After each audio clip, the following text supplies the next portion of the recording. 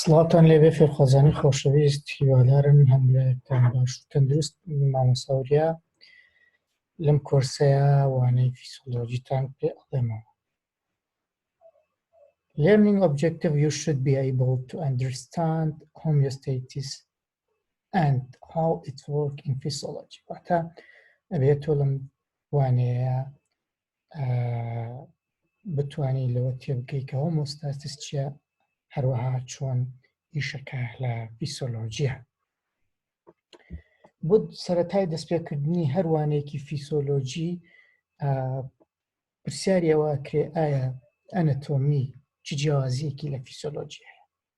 هەنێک کەس پێیان وایە ئەنەتۆمی هەمان فیسیۆلۆجیە بە کەمێ درێژەدان و باسکردنی زیاتر، بەڵام نەخێر بە پێچەوانەوە فیسیۆلۆجی بە تەواوی جیاوازە لە ئەنەتۆمیە. چۆن ئەنەتۆمی تەنها ستراکچەری واتە بەشەکانی لەش لەگەڵ ناوەکانیانە ستەدیەکە، واتە باسی شێوە و ناوی بەشەکانی لەش. بەڵام فیسیۆلۆجی ئەو باسی چیەکە؟ study of body function، ئەو فانکشنانەی کە لە لەشە ڕۆدەن، واتە ئەو بایۆکیمیکەڵ ریەکشنانە و ئەو کۆنتراکشن و جوڵە و هەموو ئەو فانکشنانی کە لە سێڵە یان لە لەشە ڕۆدەن پەیوەندی بە فیسیۆلۆجی وایە.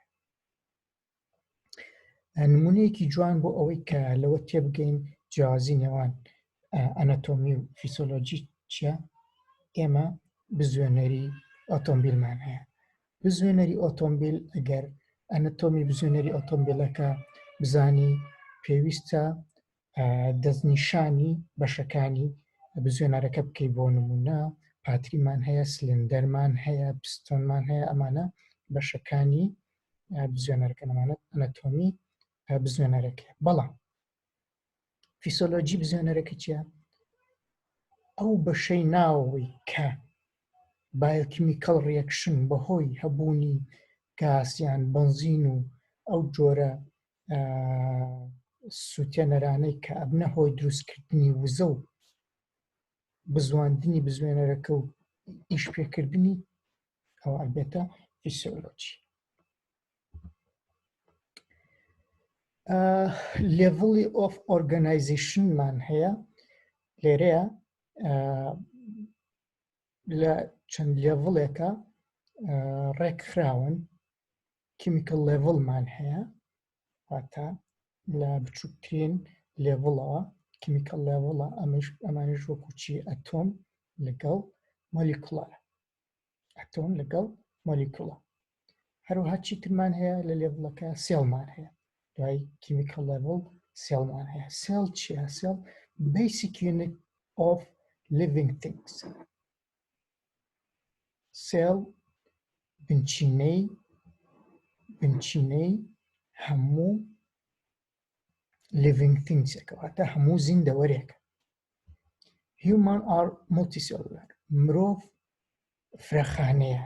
Several basic function of the cell، چەندین جۆر فرمانمان هەیە لە خانەیە، وەکو چی؟ دەستکەوتنی یان obtaining nutrient and oxygen، بەدەستکەوتن و بەدەستخستنی خۆراک لەگەڵ ئۆکسیجینە ئۆتۆ. make usable energy، واتە چی؟ دروستکردنی ئەنەرژی. بەهۆی چیەوە؟ بەهۆی هەبوونی خۆراک لەگەڵ ئۆکسیجین. ئەبێتە هۆی چی؟ ئەبێتە هۆی دروستکردنی CO2 کاربۆن دایۆکساید لەگەڵ H2O ئاو لەگەڵ ئەنەرژی دروستەکە. eliminate waste، واتە پاشەڕۆکان ریموڤەکە، eliminateەکە ئەیکاتە دەرەوەی لەشەوە. پاشە synthesis needed molecule، دروستکردنی ئەو مۆلیکولانەی کە پێویستن بۆ لەش.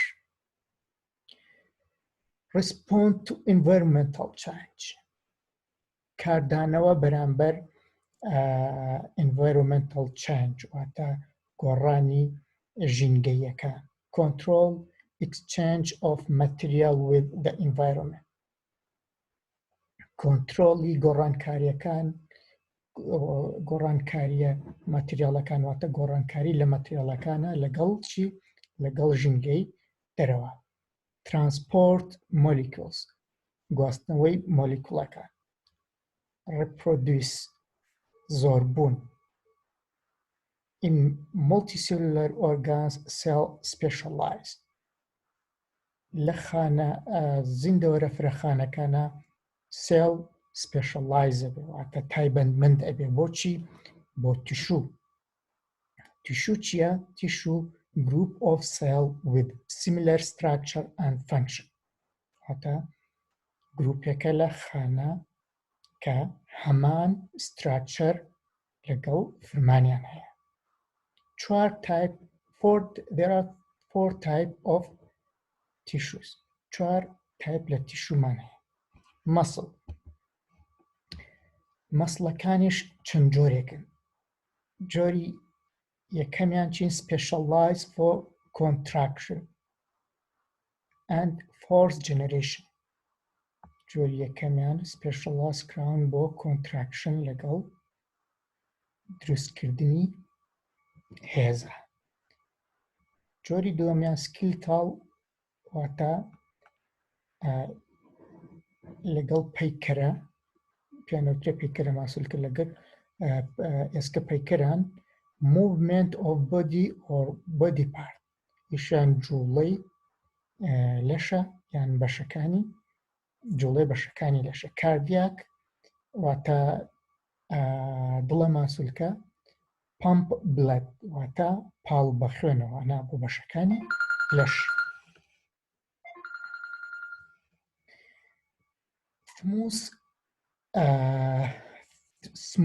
smooth movement of organ جۆرێکی ترمان هەیە لە ماسوولکە کە پێوترێت smooth muscle واتە لوسە ماسوولکە ئەمانش ئیشیان موڤمنتی بەشەکانی یان ئەندامەکانی ناوەوەی لەشە وەکو چی وەکو گەدە و ڕێخۆڵە و بەشەکانی تری لەش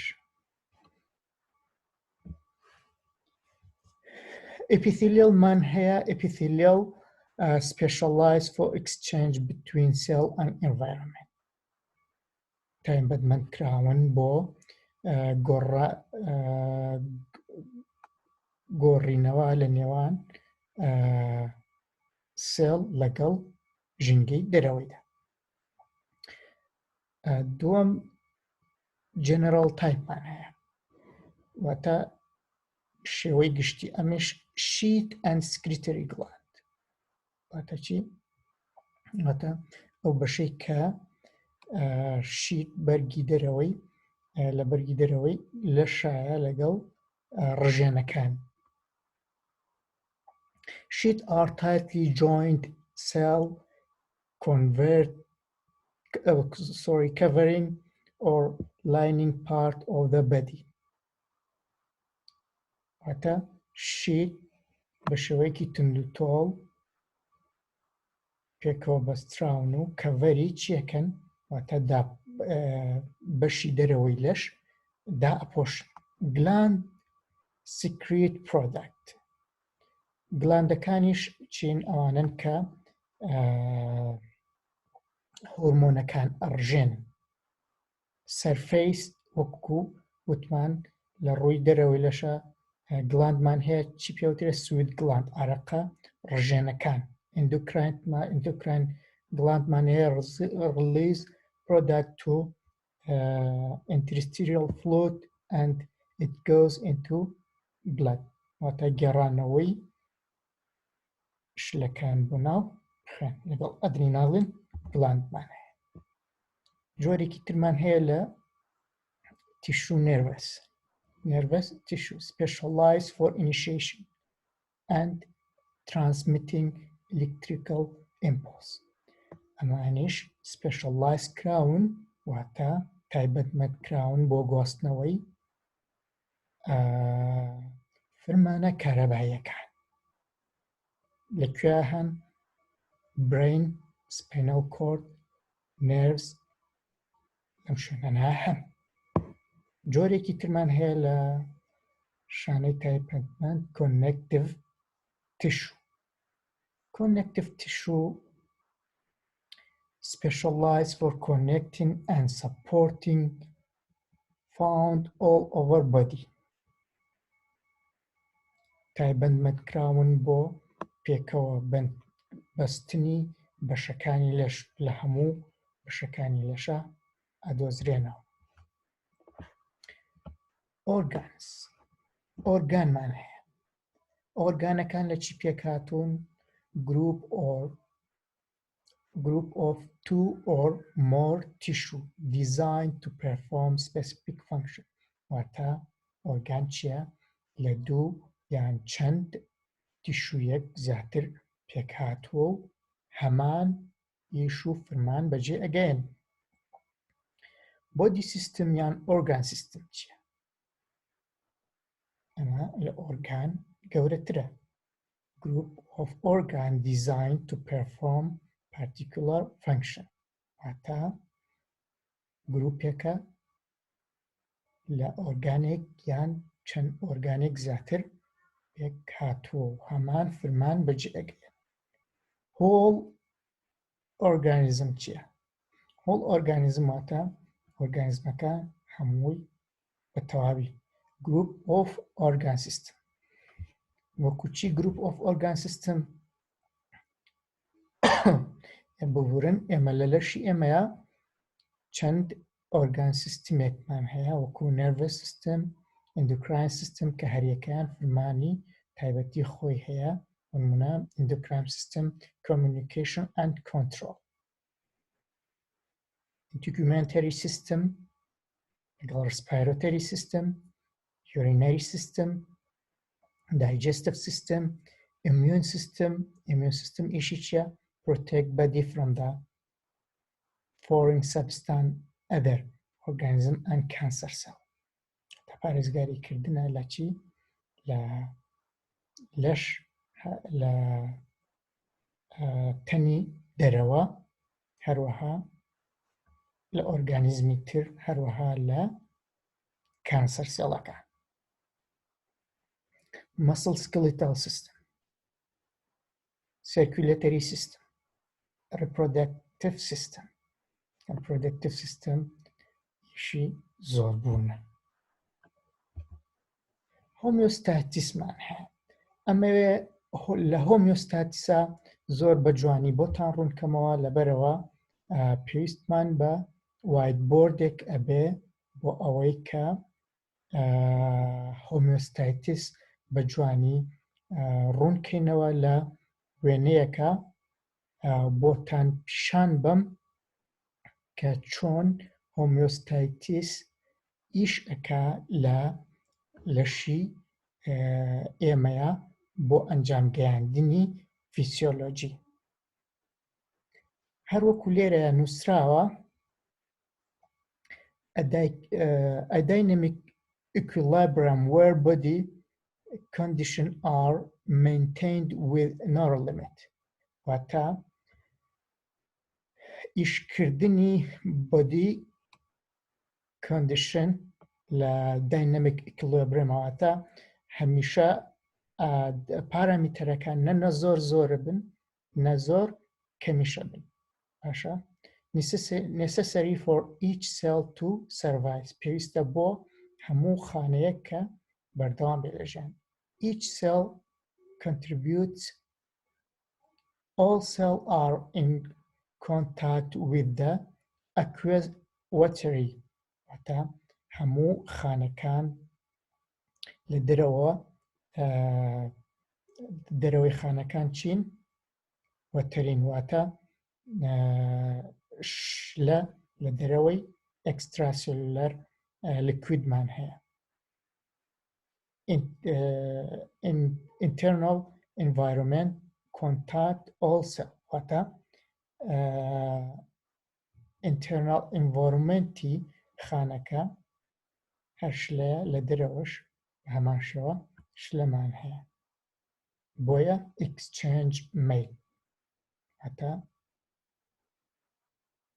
گۆڕینەوە ڕوئەدا لە ناوەوەی خانە دەرەوەی خانە چمانەیە وەست پرۆداکتمان هەیە ئەوانەی کە خانە پاش ڕۆیە پێویستی پێینێ ئەکرێتە دەرەوەی خانەکە هەروەها ئەو شتانەی کە بۆ خانە پێویستن خانە وەریانەگرێتە ئاڵوگۆڕە بێ لە نێوان inside environment لەگەڵ outside environment outside cell inside body major factor maintained ئەو فاکتەرانەی کە لە هۆمۆستاتسدا گرنگن کە پارێزگاریان لێ بکرێت concentration of nutrient molecule واتە خانە پێویستی بە خۆراک هەیە بۆیە پێویستە خۆراک بە کۆنسنتریشنێکی گونجاوە لە خانە هەبێت cell need energy هەروەها cell پێویستی بە energy هەیە concentration of O2 and CO2 cell پێویستی بە کۆنسنتریشنێکی گونجاو لە ئۆکسجین لەگەڵ کاربۆن دایۆکسایدە هەیە oxygen used to take usable energy ATP هەروەها وەکو لە پێشووتریشا باسمان کرد کە خانە پێویستی بە خۆراک و ئۆکسجین هەیە بۆ ئەوەی ATP یان ئینەرژی دروست بکات CO2 must be removed ئەو CO2 لە ئەنجامی ئەو ڕێکشنەیە دروستە بێ ئەبێت چی بکرێت بێ remove بکرێتە دەرەوەی خانەکە concentration of waste product concentration waste product لە ناوەی خانەیە پێویستە بە گونجاوی ڕێک بکرێت و waste product-ەکان بکرێنە دەرەوەی لەش چونکە ئەو waste product-انەی کە دروستە بن هەمویان زەهراوین و پێویستەکە لە لێڤڵێکی هایەوە یان لە بەڕێژەیەکی زۆر لە خانەکەیان نەبن بۆیە ئەبێتە تۆکسیک و بکرێتن دەشەوە دەرەوەی لەشەوە become a toxic at high level ئەوە خەرۆکو باسمان کرد بێتە تۆکسیک لە ڕێژەیەکی بەرزە pH ئەبێ باڵانسی pH زۆر بەباشی ڕێک بکرێت لەبەرەوەی acidity affect enzyme reaction and nerve cell impulse واتە acidity ئەبێتە هۆی تێکدانی ئینزایم لەبەرەوە ئینزایم لە پرۆتین پێک دێت لە پرۆتینیش لە ئەسیدیتیە دینایچوورە بێت کە دینایچوور بوو و کاتە ئەنزایم ناتوانێت کار و فرمانەکانی بەجێ بگەێنێ کە کار و فرمانی ئەنزایمش ڕاگیرە بایۆکیمیستری لە ناو خانەیە ڕاگیرە کە بایۆکیمیستریش لە ناو خانەیە ڕاگیرە کەواتە ژیان لە ناو خانەیە نامێنێ concentration of water salt and other electrolyte ئەبێ کۆنسنتریشنی ئاو لە ناو خانەیە ڕابگیرێت لەبەرەوەی ئەگەر ئاومان بە کۆنسنتریشنێکی زۆر هەبێت لە ناو خانەیە بێتە دیسڕاپچەری خانەکە هەروەها ئەگەر کۆنسنتریشنی ئاومان لە دەرەوەی خانە کەم بێ ئەبێتە هۆی کەمبوونەوەی کۆنسنتریشنی ئاو لە ناوی خانەکەیە لەبەرەوە ئاو لە ناوی خانە ئەچێتە دەرەوە ئەو کات ئەبێتە شرینکیجی خانەکە و خانەکە لە ناو ئەچێ maintain cell volume پاراستنی ئەمە چیە بێ بە پاراستنی کۆنسنتریشنی ئەبێ کۆنسنتریشنی وەتەر ئەبێتە هۆی مینتینی وەتە پارازگاریکردن لە ڤۆلیۆمی قەبارەی خانەکە هەروەها پارێزگاریکردن لە various function of electrolyte پارێزگاریکردن لە فەنکشنەکانی ئلکترۆلایتەکان. تمپریچەر پارێزگاریکردن لە تمپریچەرێکی گونجاو بۆ خانە پێویستە. Too cold or too much heat harmful to cell. وەکو باسمان کرد لە پێشووترە ئەگەر ئێمە ئەنزایممان هەیە ئەگەر هاتوو ئەنزایم لە پلەی گەرمێکی زۆرە لەبەرەوەی چییە؟ پرۆتینە دینەیچوورە بێ هەروەها لە پلەی گەرمێکی زۆر نزمە ناتوانێت ئیشەکانی خۆی بە باشی بە ئەنجام بگێنێ بۆیە ئەبێتە هۆی زیانگەیاندن بە سێڵ. volume and pressure پرێژەر واتە پەستانی پەستان بێ بە شێوەیەکی گونجاو هەبێت بۆ لەبەرەوە ئەگەر پەستان بە شێوەیەکی گونجاو نەبوو ئەو کاتە خانەکانی خوڕۆکە سوورەکان بە شێوەیەکی زۆر ئەچن بۆ بەشەکانی لەش و دەبێتە هۆی تێکدانی باڵانسی خوێن واتە خوێن بەو شێوەیەکی زۆر هێڤی قورس ئەچێت. ئەگەر بە بڕێکی کەمیش هەبوو ئەو کاتە ئۆکسجین بە شێوەیەکی باش ناگوێزرێتەوە بۆ خانەکانی لەش بۆیە ئەبێ باڵانسی ڤۆلیۆم و پرێژەری خوێن بکرێت. blood must be at appropriate volume واتە چی؟ واتە خوێنیش ئەگەر بە شێوەیەکی زۆر هەبێ ئەو کاتە چیە بێ؟ قورسایی لەسەر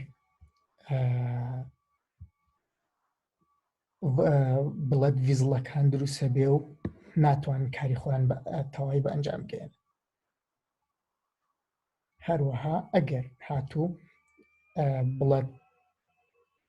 ڕێد بڵەد سێڵەکان بە ڕێژەیەکی گونجاو نەبوون ئەو کاتە چیە بێ؟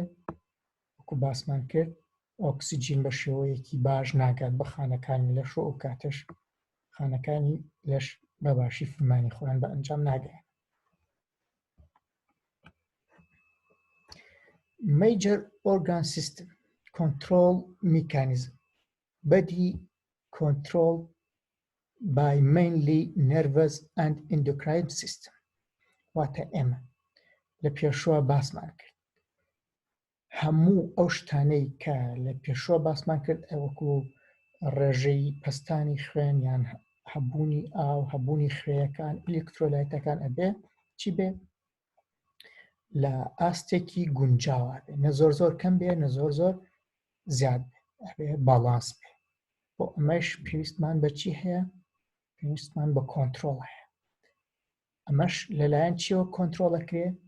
بە شێوەیەکی گشتی لەلایەن نێڤەس سیستم لەگەڵ ئەندۆکراین سیستمە. part of control system all interdependent یەکێک لەو شتانەی کە ئەبێتەوە هۆی کۆنترۆڵکردنی زیاد و کەمی ئەم مادانە لەشە چییە؟ سێنسەرمان هەیە بۆیە ئەگەر شتێک لە ڕادەی خۆی زیاد بوو ئەم سێنسەرە پێمانەڵێ ئەم هەستە پێمانەڵێ کە ئاو لە لەشی منە زۆرە یان کەمە هەست بە تونوێیی توێکی هەست بە گەرمی ئەەکەی ئەمە پێوترێ سێنسەر. monitor variable factor being regulated مۆنیترێکمان هەیە ڤاریبڵە کە چیەکە کە ڕیگولیتی واتە ڕێکی ڤاریبڵەکان ڕێکەخات ئەو فاکتەرانەی کە ئەبنە هۆی بەرزبوونەوەی پلەی گەرمی یان نزمبوونەوەی پلەی گەرمی ڕێکەخات. respond to change چیەکە؟ ڕسپۆندەکە وەڵامدانەوەی ئەبێ بۆ چانجەکانەوە بۆ گۆڕانکارەکان by sending input بەچی؟ بە ناردنی input. integratorمان هەیە integrator ئیشی چێ؟ determine set point وەکو باسمان کرد هەموو ئەو شتانەی کە وتمان ئەبێ لە لێڤڵێکی گونجاوە بن سێت پۆینتی خۆیان هەیە. بۆ نمونە ڕێژەی خوێنی تۆ ئەبێ لە نێوانی ئەوە نەبوو ئەوە نایابێ، ئەمە پێوترێت set point. Compare set point to input. واتە ئێمە کۆمپاری یان بەراوردی set point لەگەڵ ئینپوتاکە. ئەگەر باڵانس بوو زۆر زۆر باشە، بەڵام ئەگەر باڵانس نەبوو ئەو کاتە send response واتە ریسپۆنس ئەنێرێت. ریسپۆنس ئەنێرێن بۆ چی؟ بۆ ئێفێکت، بۆ ئێفێکتەر. ئێفێکتەریش ریسپۆنس تو چێنج واتە گۆڕانکاریەکات. گۆڕانکاری لە چی ئەکات؟ بۆ نمونە ئەگەر لە شتۆ پێویست پلێ لە پلەیەکی گەرمی بەرزا بوو کاردانەوەی هەبێ و هەوڵەدا دایبەزێنم بۆ ڕەنجی نۆرمال. Most control system operate using negative feedback. زۆری operating سیستەمەکان بە negative feedback ئەپێواتە بە decrease or shut off original stimuli بە کەمکردنەوە یان داخستنی original stimulateەکان ئەو شتانەی کە ئەبێتە هۆی بەرزبوونەوە. resist change بەرگریەکە لە چی؟ لە گۆڕانکاری. positive feedbackمان هەیە enhance original stimuli چیەکە؟ یارمەتی original stimulateەکە ئەکا بۆ ئەوەی کە بیگەڕێنێتەوە بۆ باری ئاسایی خۆی. بۆ نمونە uterine contraction during childbirth. چی؟ گەورەبوونی ڕەحمی ئافرەت لە کاتی مناڵبوونە. blood clotting واتە بەستنی خوێن، کلۆتینی خوێن لە شوێنێکی جستەیە کە بریندارە بێ. How does body maintain homeostasis? چۆن لەشی ئێمە پارێزگاریەکە لە homeostasis through regulatory machine لە ڕێگەی regulatory machine. Regulatory machine work by feedback.